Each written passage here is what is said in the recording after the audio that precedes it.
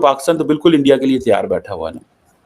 पाकिस्तान फौज कहती है मैं तो कोई काम नहीं है स्वाय इंडिया के। सायमोफ से खबर शामिल करते हैं। दुनिया की सबसे बड़ी जमहूरियत भारत के वजीर-आज़म नरेंद्र मोदी सोहारी का पत्ता और उस पर परोसी गई दाल, भात और तरकारी, जिसका चाव से आनंद लेते हुए नजर आए प्रधानमंत्री मोदी। नरेंद्र मोदी जी ने भारत को उसकी आइडेंटिटी वापस करी, भारत को उसका इतिहास वापस किया, भारत को उसका हेरिटेज वापस किया। इंडिया ने 76 अरब डॉलर डिफेंस बजट रखा है। क्या पाकिस्तान ये बात मानेगा? ये अमन करना चाहता है। नरेंद्र मोदी के सासों की मालियत, उनके पास कोई घर कोई गाड़ी नहीं है जाती, क्या कहेंगे? मोदी साहब प्राइम मिनिस्टर हैं और he is a prime minister. हमारे यहाँ प्राइम मिनिस्टर होते हैं, कोई भी होता है या होती है, लेकिन एक्चुअल नहीं होते वो। तस्वीर को देखकर लग रहा है कि पीएम मोदी को वहां दाल, भात और तरकारी परोसा गया। इसे वो बहुत चाव से खाते हुए नजर आ रहे हैं। अब अंदाजा लगाओ, दुनिया की सबसे बड़ी डेमोक्रेसी का वजीर आजम। लेकिन आधुनिक भारत, ये जो प्री पोस्ट इंडिपेंडेंस का भारत है, इसमें किसी ने यदि हमारे हेरिटेज को रिवाइव करने का सोचा तो वो श्री नरेंद्र मोदी है। उन्होंने एक बड़ी इंपॉर्टेंट स्टेटमेंट दी है। उन्होंने कहा है कि भारतीय फौज को बिल्कुल तैयार रहना चाहिए फॉर एन अनएक्सपेक्टेड वॉर। बल्कि उनका जो इन्फ्लुएंस है वो अफ्रीका हो, यूरोप हो, अमेरिका हो या मिडिल ईस्ट हो, वहाँ पे पहले भी शायद था, लेकिन इतना ज्यादा नहीं था। अब बहुत ज्यादा हो चुका है। के बावजूद हमने देखा कि वो एक बड़े स्ट्रॉन्ग लीडर के तौर पे भारत की तरफ से आगे की तरफ बढ़ते हुए नजर आए। लेकिन अगर ओवरऑल हम बात करते हैं, उनकी इकोनॉमी की बात करते हैं, उनकी सिक्योरिटी की बात करते हैं, उनकी फॉरेन पॉलिसी की बात करते हैं, उसमें उनका कोई मैच ही नहीं है। मोदी जी ने क्रांति लाई भारत में।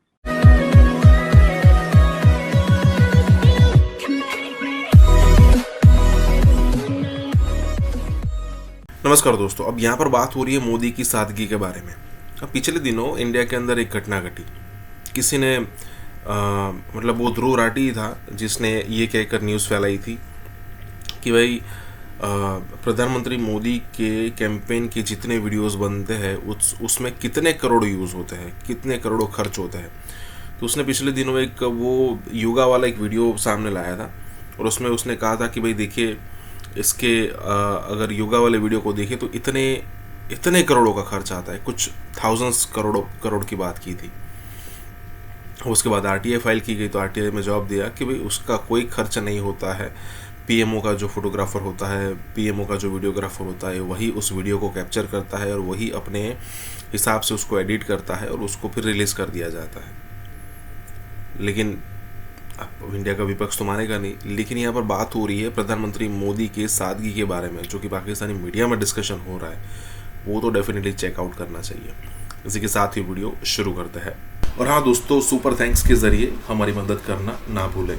मोदी जी ने क्रांति लाई।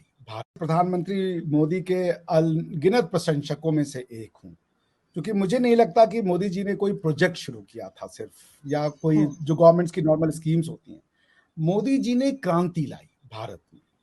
और जब मैं मोदी जी की क्रांति की बात कर रहा हूँ, मैं किसी और सरकारों की बुराई या कमियां नहीं बता रहा हूँ, मैं अपनी दृष्टि से देखता हूँ। जब से मुझे पॉलिटिक्स समझ में आई, मैं आज 42 साल का हूँ, तो जब मैं 33 साल का था तो ये प्रधानमंत्री बने होंगे श्री नरेंद्र मोदी जी। लेकिन नरेंद्र मोदी जी ने भारत को दो चीजें दी।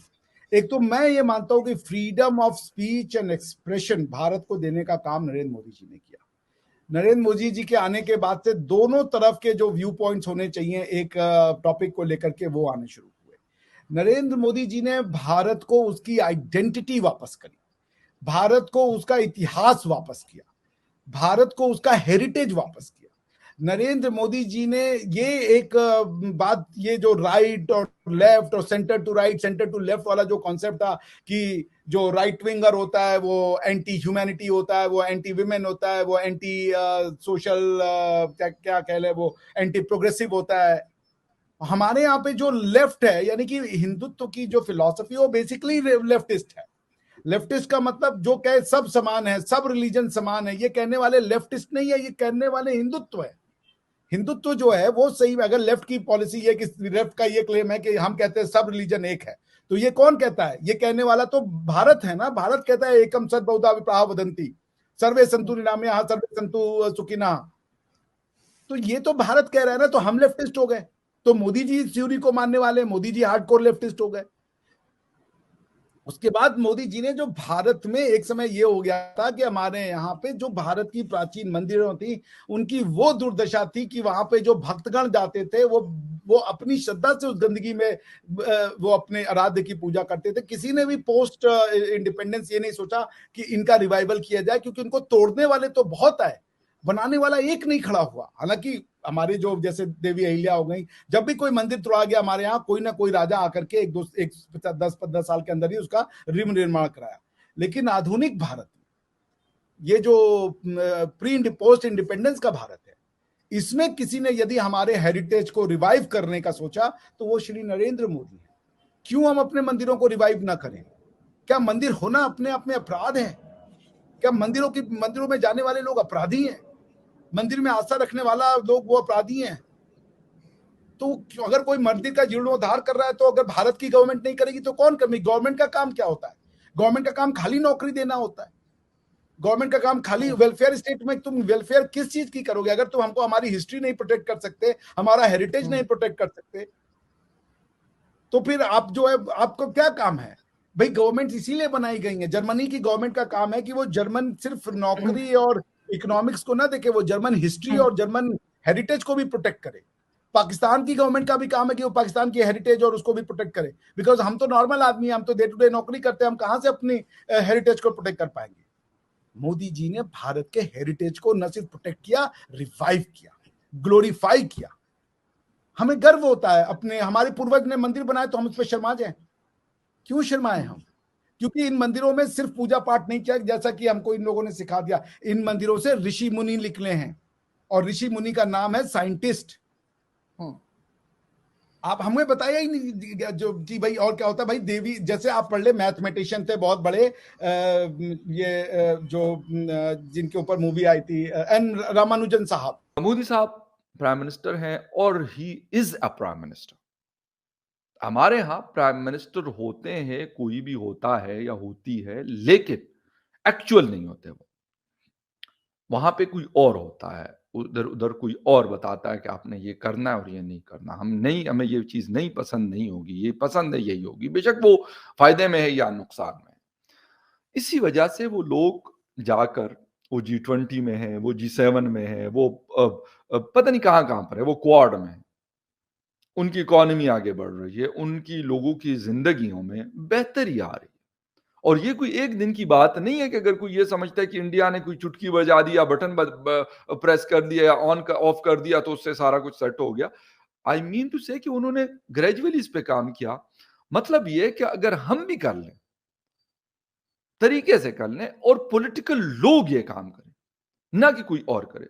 जो बाकी लोग हैं उनका अपना काम है बॉर्डर्स को आजकल, या सिक्योरिटी के हमें बहुत सारे प्रॉब्लम्स चल रही हैं, उसको सिर्फ देखें तो शायद उससे हम गालिबन बढ़ सकते हैं आगे। फिर हमारे ऊपर भी हो सकता है इंडिया का कोई प्रोग्राम करे कि नहीं जी, पाकिस्तान की ये वाली चीज जो है ना उन्होंने अच्छी की, इसलिए इनकी इकोनॉमी अच्छी हो गई, पॉलिटिकल स्टेबिलिटी है, लोग ट्रस्ट करते हैं, वहां पर लोग आते हैं, खुश होते हैं, वहां इन्वेस्टमेंट करना चाहते हैं। तो इस वक्त भारत की गवर्नमेंट, पर्टिकुलरली भारत के जो डिफेंस मिनिस्टर हैं, वो ये कह रहे हैं कि जो ब्रह्मोस मिसाइल है जो कि हमने पाकिस्तान के खिलाफ इस्तेमाल किया, अब उसकी जो डिमांड है वो बढ़ गई है। और there are few countries which are asking, जो कि पूछ रहे हैं बार बार इंडिया से कि हमें मजीद हमें ब्रह्मोस मिसाइल दिए जाएं। आपके हमारे जो ब्रह्मोस मिसाइल है उसकी तो ग्लोबल मार्केट है। आपको पता है ब्रह्मोस मिसाइल जो है that is a supersonic cruise missile, जो कि that is jointly developed by India and Russia, और it is one of the fastest और प्रिसाइज क्रूज मिसाइल समझा जाता है।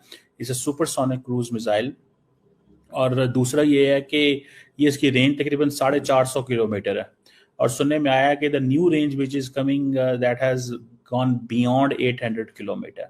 सो जो अच्छा, इसमें यह है कि ये land and sea submarine, land sea में शिप्स और सबमरीन जो है उसमें ये है। और सुनने में आया कि ये जो Su-30 जो है उसमें भी इस्तेमाल किया जा सकता है अगर एयर से करना हो तो।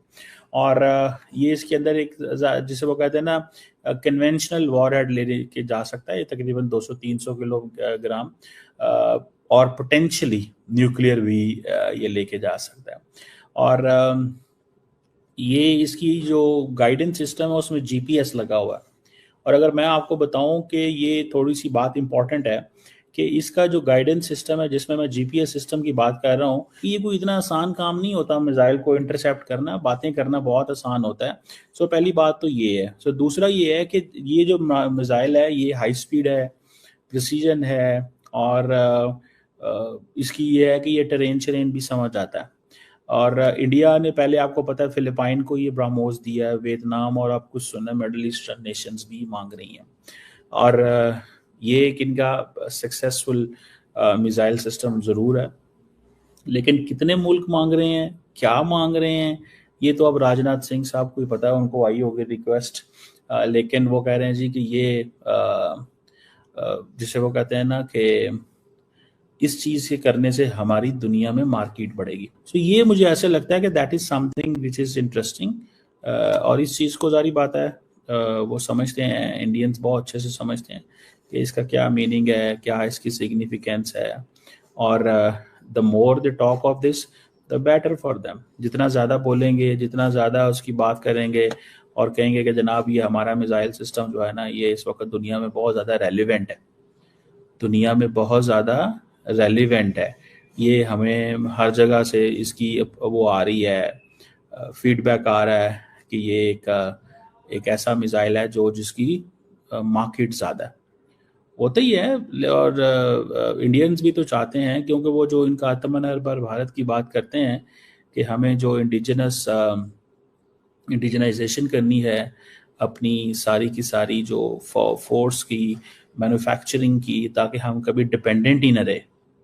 देखिए, इंडिया अपने आप को जब ये कहता है कि हम बहुत बड़े प्लेयर हैं, तो फिर ये वहाँ पे ये चीज़ तो चलती है, फिर ये तो बताना पड़ता है कि ये इस्टेब्लिश तो करवाना पड़ेगा कि आप वाकई इंडिजिनस मैन्युफैक्चरिंग हर चीज़ कर सकते हैं कि नहीं कर सकते। और अगर आप नहीं कर सकते एंड यू आर डिपेंडेंट, जैसे अभी देखिए रशियंस हैं, तो वो ऑलमोस्ट इंडिपेंडेंट है ना, उनको कोई किसी किस्म की परवाह नहीं है कि कोई उनका चाइना उनके साथ खड़ा होता है या नहीं होता। तो इंडिया बेसिकली ये चीज़ें जो है वो चाहता है कि हों, हम मार्केट में अपने आप को मशहूर कराएं कि हमारी बड़ी डिमांड है इस वक्त। सो ये, और दूसरा फिर ये भी है, the more they do it the better for them. वो जितना ज़्यादा करेंगे उनके लिए अच्छा है, बिकॉज उससे उनकी एक लार्जर आती है पोजीशन जो है वो इस्टेब्लिश होती है कि जनाब हम देखें, हम इतने काबिल हैं और हम ये कर सकते हैं और ये चीज़ें बना सकते हैं। सो ये एक इंटरेस्टिंग सिनेरियो है जो मुझे नज़र आ रहा है कि अगर इंडिया ये कर रहा है, ये जो ब्रह्मोस की को बेचना चाह रहा है, जैसे मैंने बहुत सारी जगहों पे देखा है कि ब्रह्मोस की because of its speed, precision and all that, तो ये एक चीज़ है। लेकिन सुनने में आया कि यूएई भी मांग रहा है। ये मैं एक कुछ अरब मैंने जगहों में पढ़ा था कि यूएई भी जो है वो मांग रहा है, और वो इसकी स्पीड, प्रिसीजन जो है वो उसकी वजह से वो समझते हैं कि ये रेलिवेंस है। सो इंडोनेशिया, वियतनाम, अगर ये यूएई मांग रहा है तो फिर जारी बात है यूएई को बेच रहे होंगे, उनको पता है इन इमारतियों के पास पैसे हैं। एंड एवरी टाइम इमारती डेलीगेशन इज इन इंडिया, तो what do you think, what do they talk? लेकिन दुख है उस बात पे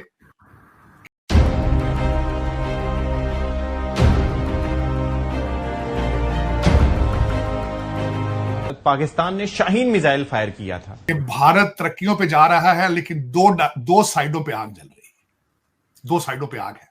इसी बीच एक बड़ी खबर, पाकिस्तान का शाहीन 3 मिसाइल टेस्ट फेल हो चुका है। जो जानकारी मिल रही रिपोर्ट्स के मुताबिक इस मिसाइल को पाकिस्तान के पंजाब के डेरा गाजी खान से यह मिसाइल दागी गई थी, लेकिन लॉन्च होने के बाद से अपने लक्ष्य से यह भटक गई और बलूचिस्तान डेका बुक्ती इलाके में परमाणु फैसिलिटी के पास में यह गिर गई है।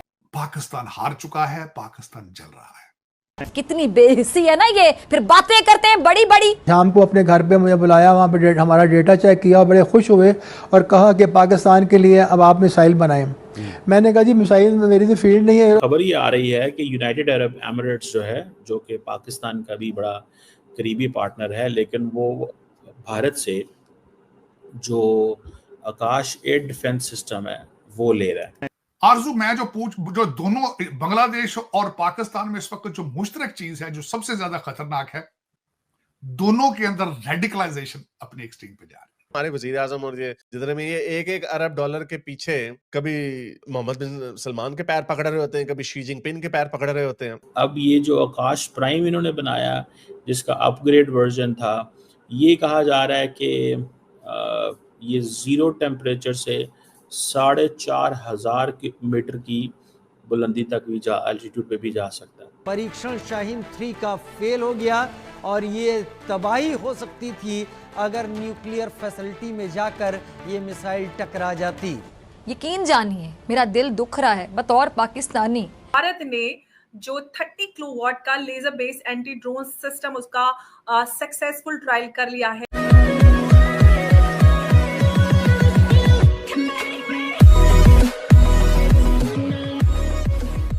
नमस्कार दोस्तों, अब यहाँ पर बात हो रही है शाहीन मिसाइल के बारे में, पाकिस्तान की जो एक मिसाइल सिस्टम है उसके बारे में, कि उसका कोई परीक्षण करना था और ये मिसाइल जो है वो पाकिस्तान के अंदर ही फट गई। हालांकि शायद उसको होगा कि पाकिस्तान के अंदर ही फटना होगा, क्योंकि ये जो था वो एक परीक्षण था, लेकिन काबू के बाहर जाकर वो पाकिस्तान के अंदर फटी है।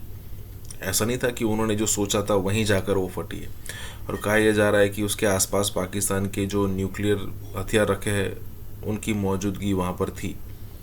अब देखने लायक सबसे बात यहाँ पर यह है कि ये जो मतलब गौरी, गजनवी और शाहीन टाइप की जो मिसाइलें है, पता नहीं कौन सा प्राउड उनको यहाँ पर मिलता है या फिर किस टाइप की चीज़ें यहाँ पर होती है कि जो इस टाइप के नाम रखने के लिए मजबूर है, सिर्फ और सिर्फ इंडिया को चिढ़ाने के लिए। लेकिन जो भी हो, हमें ये बार बार पता चल रहा है कि अगर पाकिस्तान सिर्फ और सिर्फ मेड इन पाकिस्तान के ऊपर चलेगा तो बिल्कुल नहीं चलने वाला।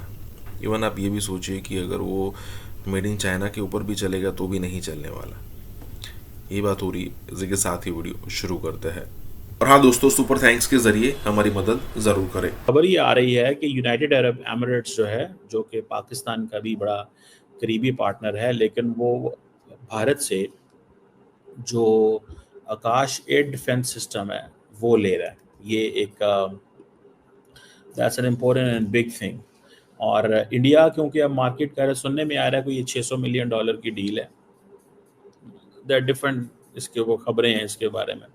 और ये जो आकाश एयर डिफेंस मिसाइल सिस्टम है, ये आकाश प्राइम एक इसका वेरिएंट है जो कि अपग्रेड किया गया है। और ये medium range surface to air missile system है जो कि इंडिया के डिपार्टमेंट ऑफ जो रिसर्च एंड डेवलपमेंट ऑर्गेनाइजेशन, जिसे DRDO बोलते हैं, उसने किया है। और कोई लंबी रेंज नहीं है इसकी, 30 किलोमीटर है इसकी सीलिंग, वो जिसे कहते हैं ना। और 60 kg का ये वॉरहेड लेके जा सकता है और मल्टीपल टारगेट्स को कहते हैं साइमल्टेनियसली इंगेज कर सकता है। मोबाइल है फुली और इट्स ऑन व्हील्स। अब ये जो आकाश प्राइम इन्होंने बनाया, जिसका अपग्रेड वर्जन था, ये कहा जा रहा है कि ये ज़ीरो टेम्परेचर से 4,500 मीटर की बुलंदी तक भी एल्टीट्यूड पे भी जा सकता है। और ये एक इम्प्रूव्ड जो है ना वर्जन है। और ख़ास तौर पे इसकी इन्होंने इंडियन आर्मी एयर फोर्स जो है वो इसके ऊपर काफ़ी इन्होंने काम किया है। और उन्होंने इसको लद्दाख रीजन के अंदर भी इस्तेमाल किया है, जिसमें वो कहते हैं कि जनाब हमने जो एरियल जो होते हैं ना टारगेट्स, वो हमने हिट किए। एरियल टारगेट्स जो हैं वो हमने हिट किए।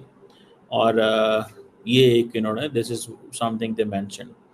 और ये UAE भारत ने जो 30 किलोवाट का laser based anti drone system उसका सक्सेसफुल ट्रायल कर लिया है। और बताया जा रहा है कि इसका नाम जो है वो integrated drone detection and interdiction system MK2A है और इसका निकनेम सहस्त्र शक्ति है।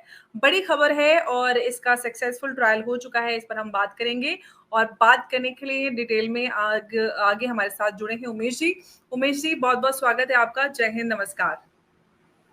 जय सिया राम अंबर जी। जय सिया राम। उमेश जी, सक्सेसफुल ट्रायल कर लिया है डीआरडीओ ने 30 किलोवाट का ये पूरा एंटी ड्रोन सिस्टम। किस तरह से आप देख रहे हैं इस बड़ी खबर को?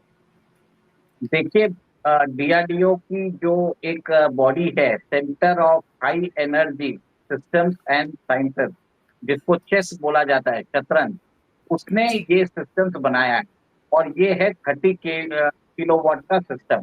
इसको उन्होंने एक तरह से ये एंटी ड्रोन सिस्टम बताया है और ये आसमान में उड़ने वाले अनमैन्ड एरियल व्हीकल और जो स्वार्म्स ऑफ ड्रोन्स आते हैं उसको एक तरह से न्यूट्रलाइज कर देता है।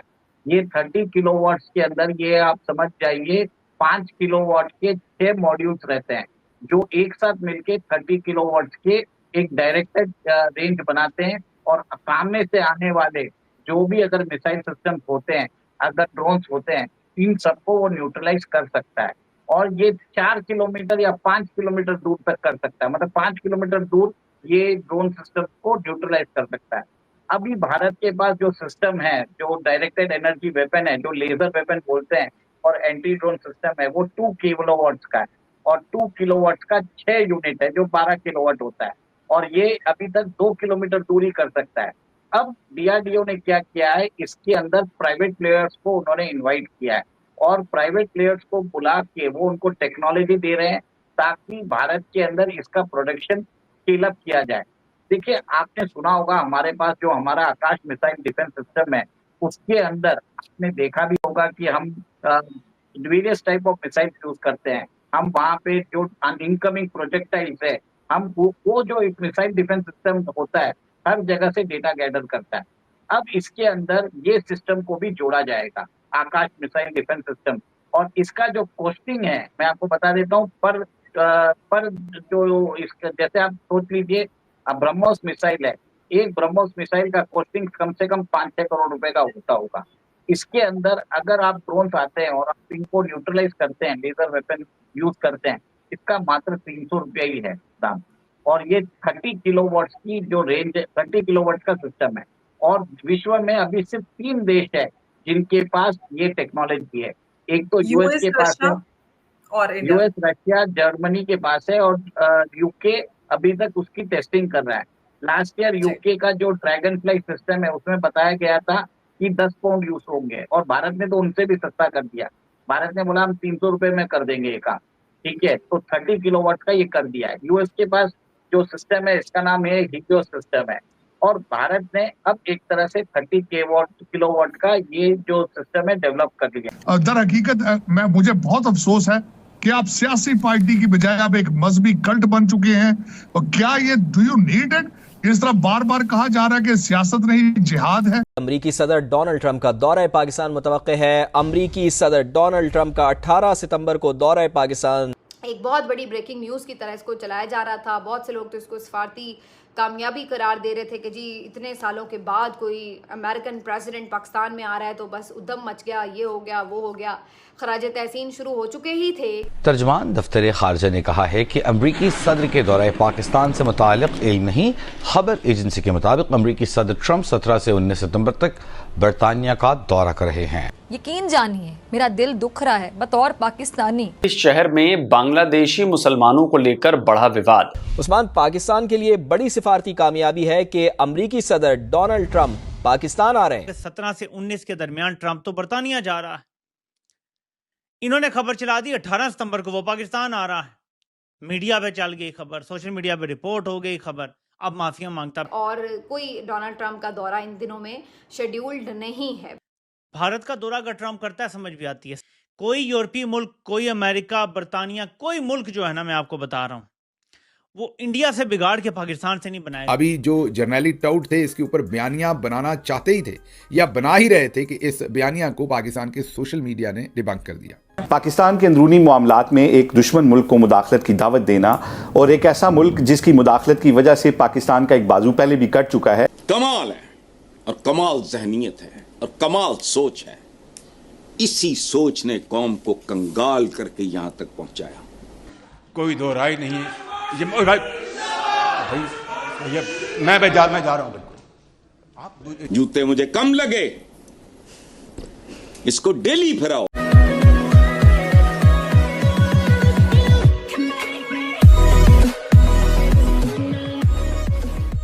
नमस्कार दोस्तों, अगर आप पिछले दिनों एक सिचुएशन को ज़रा देखिए कि पाकिस्तान के अंदर क्या पिछले कई समय से कोई बड़ा मेहमान आया है, चाहे वो डोनाल्ड ट्रंप हो, चाहे इमैनुअल मैक्रोन हो, या फिर ब्रिटेन के पीएम हो, या फिर आप MBS हो, या फिर UAE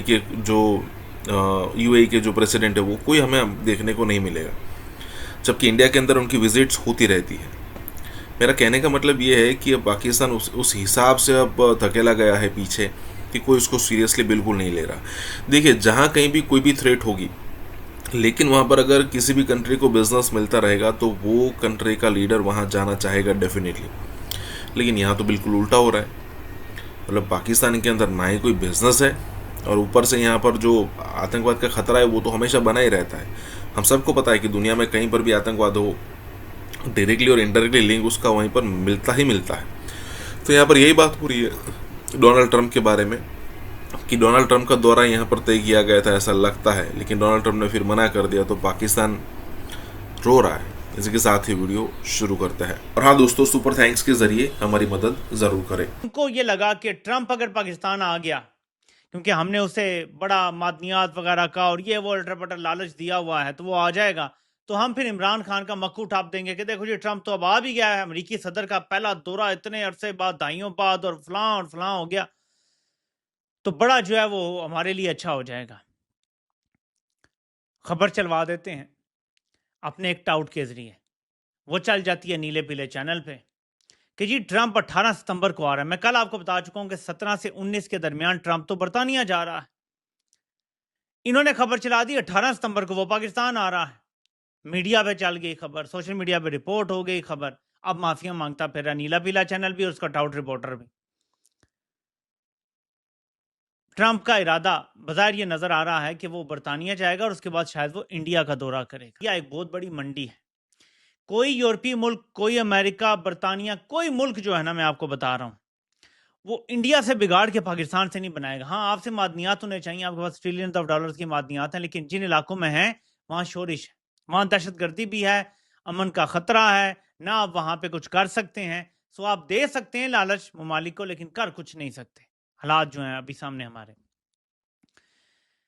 भारत का दौरा अगर ट्रंप करता है समझ भी आती है। सिर्फ मैंने कल ये इजहार किया था कि जो शाहीन सबाई साहब की मैंने खबर आपसे शेयर की थी, वो कह रहे हैं कि क्या ट्रंप दौरा करेगा पाकिस्तान का, क्या ये होगा, यानी एक खदशे का इजहार किया था। इन लोगों ने खबर बना डाली कि 18 को वो आ रहा है, जबकि 17 से 19 तो आपको कल मैंने बता दिया था कि वो बरतानिया जा रहा है और उसको किंग चार्ल्स ने बुलाया है।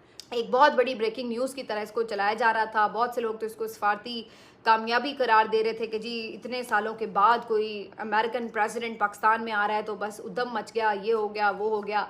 खराज तहसीन शुरू हो चुके ही थे कि उतने में ये खबर कंफर्म हुई कि जनाब ये खबर अनकन्फर्म्ड है और कोई डोनाल्ड ट्रंप का दौरा इन दिनों में शेड्यूल्ड नहीं है, बल्कि दफ्तर खारजा ने कहा तो उन्हें इस बारे में कोई इल्म ही नहीं है। और फिर उससे ज़्यादा तस्दीक इस बात से भी हो गई कि गार्जियन अखबार ने और बाकी जो मुख्तलिफ इंटरनेशनल सोर्सेज हैं उन्होंने ये बात कंफर्म की कि असल में तो सितंबर की इन्हीं तारीख़ों में यूके का दौरा करने जा रहे हैं डोनाल्ड ट्रंप अपनी अहलिया के हमरा। तो ये एक बिल्कुल फेक न्यूज़ साबित हुई और डोनाल्ड ट्रंप पाकिस्तान तो नहीं आ रहे। लेकिन मैं इसके हवाले से एक दो बातें कर दूं। एक तो ये कि मैंने कुछ दिन पहले ये खबर और भी किसी जगह पे देखी थी कि शायद डोनाल्ड ट्रंप जब इंडिया का दौरा करने आए तो थोड़ी देर के लिए उससे पहले पाकिस्तान में भी उनका स्टे चंद घंटों का हो सकता है। तो एक तो ये खबर कहीं मैंने चलती फिरती ऐसे देखी थी, लेकिन अगेन वही बात है कि इसकी कोई कंफर्मेशन नहीं है। दूसरी बात ये कि कुछ लोग ये कहने लगे कि जी इसका मतलब है जी वो पाकिस्तान के लिए, तो ये पाकिस्तान का कोई, अगर डोनाल्ड ट्रंप वाकई अब हो सकता सितंबर में तो अब कंफर्म हो गया कि नहीं आ रहे, लेकिन अगर वो आगे इंडिया किसी भी वक्त आते हैं तो हो सकता है कि वो 1-2 घंटे के लिए पाकिस्तान रुकें और पाकिस्तान रुक के कोई यहाँ पे अहम उनकी मुलाकातें हो जाएं और उसके बाद फिर वो आगे जाएं। अब इस डोनाल्ड ट्रंप का आना अगर होता तो दोनों हवाले से मैं ये कहूँगी कि ना हुकूमत वाले ज़्यादा बगलें बजाएं और ना पीटीआई वाले ज़्यादा उम्मीदें बांधें और ना तनकीद करें, क्योंकि आप ये बात समझ लीजिए, क्योंकि जब आप डोनाल्ड ट्रंप इलेक्शन जीत रहे थे तो बहुत से पीटीआई लोगों का ख्याल ये था कि शायद उससे कुछ सूरत हाल में बेहतरी आएगी, लेकिन अभी तक हमने ऐसी कोई चीज़ नहीं देखी। दूसरी तरफ जो बहुत से हुकूमती लोग हैं वो समझ रहे हैं कि जी डोनाल्ड ट्रंप के साथ अगर मुलाकात हो गई है या उन्होंने पाकिस्तान की 2-4 तारीफ़ें कर दी हैं तो भाई बहुत ज़बरदस्त कोई अचीवमेंट हो गई है। तो ये याद रखिए कि पाकिस्तान के जो ताल्लुकात हैं अमेरिका के साथ वो कोई पहली दफ़ा नहीं है कि वो ठीक होंगे। वो मुशर्रफ दौर में भी बड़े अच्छे थे, उस वक्त भी उन्हें पाकिस्तान बहुत अच्छा लगता था, मुशर्रफ जैसा उन्हें कोई हुक्मरान ही नहीं लगता था। ज़ियाउल-हक के दौर में भी ऐसा ही था। तो उनके जो मफादात हैं वो अपने मफादात की वजह से होते हैं। जहां पर जियो टीवी के एजाज सैयद एक ब्रेकिंग न्यूज़ दे रहे हैं कि 18 सितंबर को अमरीकी सदर ट्रंप एक सरकारी दौरे पर पाकिस्तान तशरीफ ला रहे हैं। जी हाँ, दुरुस्त सुन रहे हैं, 18 सितंबर अमरीकी सदर डोनाल्ड ट्रंप कर रहे हैं पाकिस्तान का दौरा, और दौरा है सरकारी दौरा, और ये खबर दे रहे हैं जियो टीवी के एजाज सैयद। ये उनकी तीसरी ऐसी खबर है जो कंट्रोवर्शियल है या जिसके ऊपर पाकिस्तान के मीडिया के अंदर बहुत बातचीत हो रही है। बहरहाल जैसे ही ये खबर आई पाकिस्तान के मीडिया में एक बॉम्ब शेल की तरह ये हिट हुई। अभी जो जर्नैली टाउट थे इसके ऊपर बयानियां बनाना चाहते ही थे या बना ही रहे थे कि इस बयानिया को पाकिस्तान के सोशल मीडिया ने डिबंक कर दिया। पाकिस्तान के सोशल मीडिया में स्क्रीनशॉट्स शेयर हुए CNN के और दूसरे आलमी मीडिया के, जिसने वाज़े तौर पर यह बता दिया कि एजाज सैयद ने झूठी खबरें देने का या गलत खबरें देने की हैट्रिक पिछले एक हफ्ते में ही शायद मुकम्मल कर ली। शायद वो वाहिद सहाफ़ी होंगे जिन्होंने एक हफ्ते में माशाल्लाह से 3 गलत खबरें देने की हैट्रिक की है। तालियां तो बनती हैं, आपको पता है कि क्रिकेट में हैट्रिक होती है तो ये कैरियर के अंदर बहुत अहम तरीके से लिखा जाता है। सहाफ़त में मैंने पहले वैसे इस तरह की हैट्रिक नहीं देखी जो एजाज सैयद साहब के साथ हुई है। लेकिन हुआ इनके साथ क्या है कि ये सारी ज़िंदगी तो लेफ़्ट की सियासत करते रहे, मीन सहाफ़त करते रहे वैसे तो, लेकिन बताते रहे कि हम एंटी इस्टेब्लिशमेंट हैं। बाद में पर्दे खुले कि ये तो हमेशा से ही ISI के लिए काम करते थे और उन्हीं के साथ मिलके सारी इनकी सहाफ़त होती थी, और ये बुनियादी तौर पर एक जर्नैली टाउट है। चलें, टाउट ना कहें, जर्नैली चूही कह लें, क्योंकि सबको टाउट कहना भी मुनासिब नहीं है।